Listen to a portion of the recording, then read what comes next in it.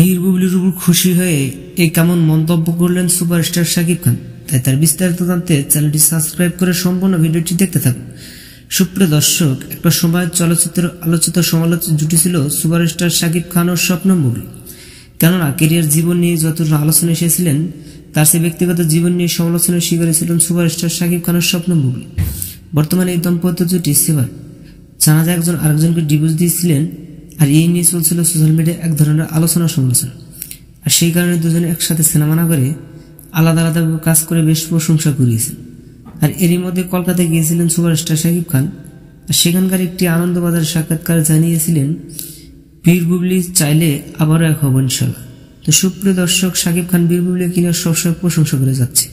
এই বিষয়টি নিয়ে আপনি কি ভাবছেন সেটা বিষয় নিয়ে কমেন্ট করতে পারেন নিচে কমেন্ট বক্সে। ধন্যবাদ পুরো ভিডিওটি উপভোগ করার জন্য।